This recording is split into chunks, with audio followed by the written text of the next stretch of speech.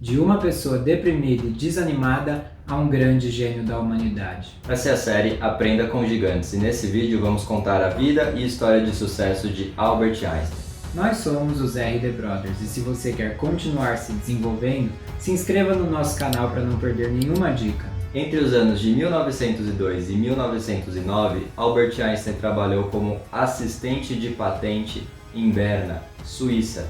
Agora, imagine você vendo Albert Einstein, o grande gênio da humanidade, carimbando documentos. E para introduzir sua história, ele nasceu dia 14 de março de 1979. E até com 3 ou 4 anos em média, ele ainda não tinha começado a falar.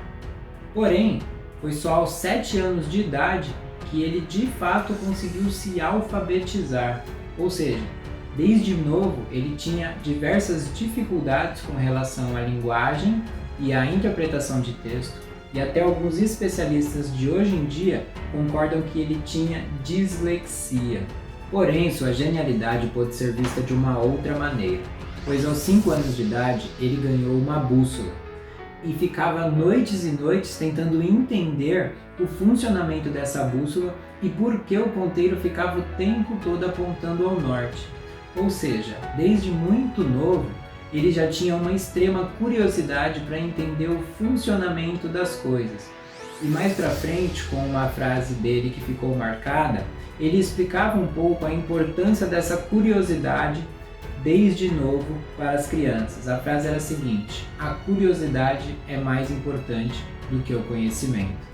Albert Einstein não gostava de decorar conteúdos e sempre questionou o modelo de ensino das escolas tradicionais, que era basicamente você ir à escola e decorar aqueles conteúdos e aplicar em formas de provas aquele conteúdo que teoricamente estaria certo. E hoje em dia também existe muito isso e muitos pensadores questionam esse modelo. Assim como Einstein, que pensava que o modelo de ensino que mais favorecia o ganho intelectual é o modelo de discussão, na qual você deveria criar ideias, criar conteúdos a partir de uma ideia central. Essa era a mentalidade de Albert Einstein, sempre buscar, através da curiosidade, ter mais criatividade e aí sim conseguir conquistar um conteúdo efetivamente formado na sua cabeça. Após finalizar o ensino médio, Albert Einstein ingressou na universidade, porém, com um grande excesso de faltas, ele passou com notas muito apertadas, porque ele julgava que os professores não passavam as matérias adequadas ao estudo e por isso ele faltava muito, pois queria estudar aquilo que ele acreditava que era correto. E devido às suas notas medianas na faculdade, Albert Einstein começou a trabalhar em 1902 no escritório de patentes na Suíça. Ele trabalhava no terceiro andar e vivia olhando para o céu e imaginando as suas teorias que futuramente viria a criar. E foi então que em 1905 foi o ano do milagre. Albert Einstein publicou 4 artigos que mudaria a história da física e da humanidade.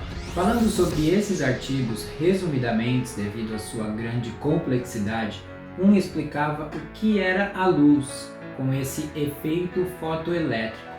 Outro desses artigos provava a existência do átomo, e Albert Einstein até conseguiu calcular o tamanho dos átomos, que naquela época não acreditavam que existiam.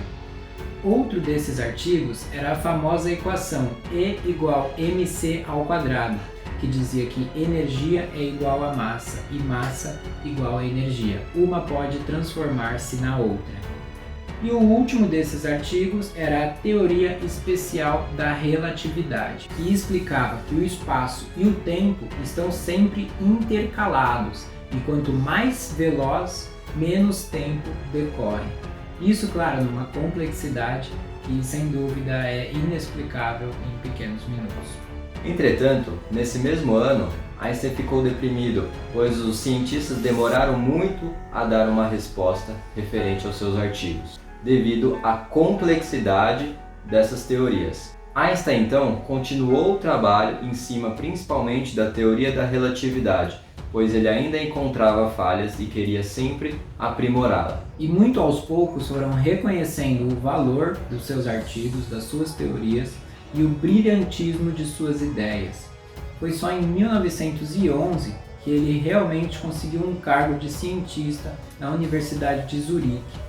Com 32 anos de idade, finalmente conseguiu ingressar em um trabalho que, de fato, ajudaria na sua carreira de físico.